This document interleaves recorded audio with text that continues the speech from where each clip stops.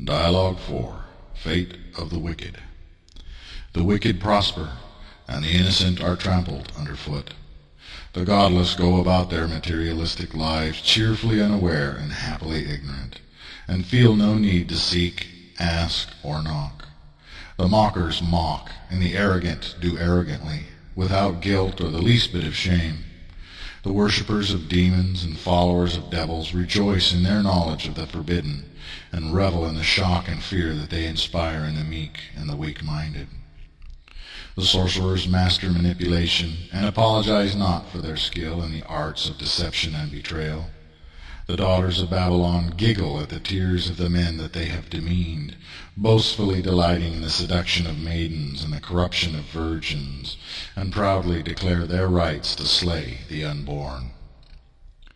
Parasites feed on the living carcass of the beast and devour the fruits of earth and humanity, even while they cry out for more before thanking anyone for what they have already taken with the ploy of sympathy. The more they get, the more they demand, and the more you give, the more they complain. Their appetites cannot be appeased, living off the government teat and the generosity of the sweet, with a meth pipe in one hand and a liquor bottle in the other, while their babies scream for care and the systems of support crack beneath the weight of so many vampires.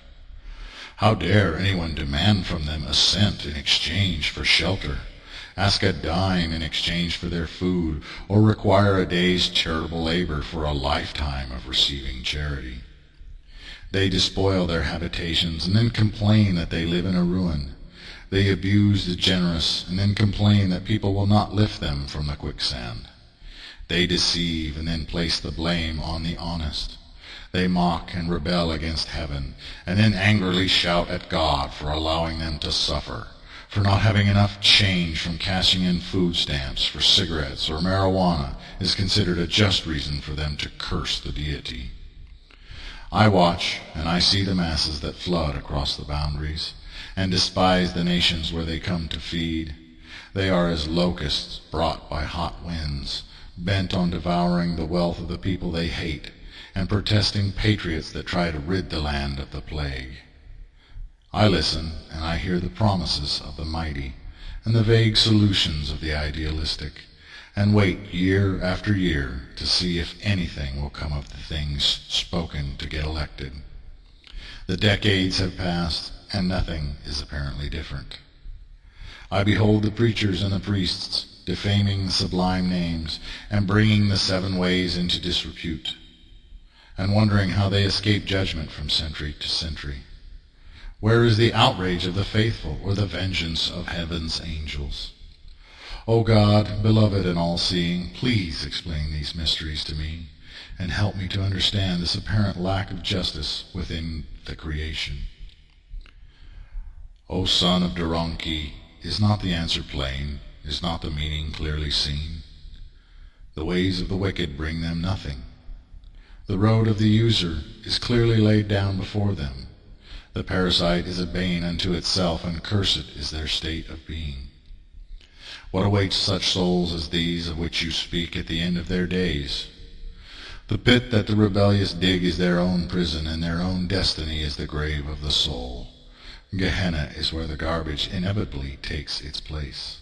The land of deep shadows and dark light opens its mouth to receive the rats and the cockroaches that think themselves human. Is not being stripped of all memories and left the hollow shell of a soul, devoid of the spark of the spirit, enough punishment?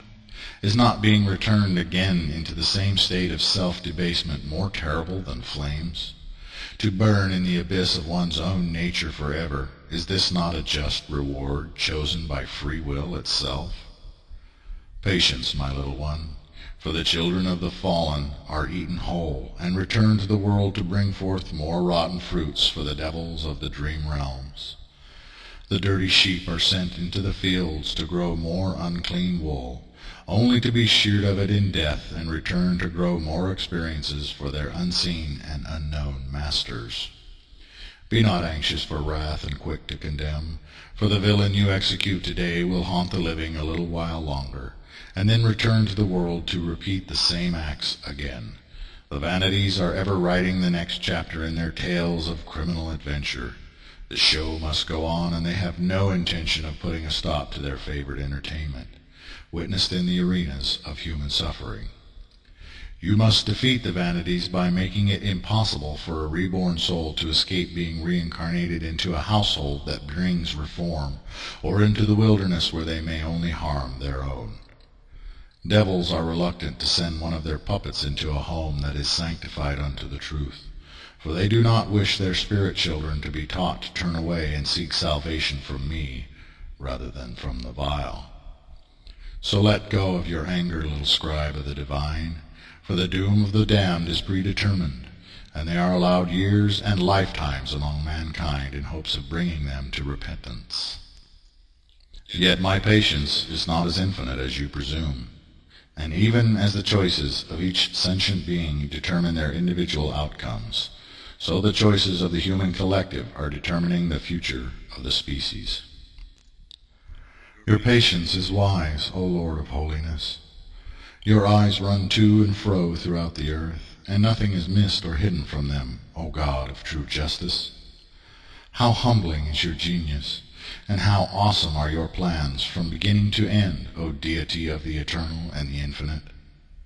What human could guess, and what man or woman can comprehend the domino effects of your intricate endeavors that began from before the earth's creation?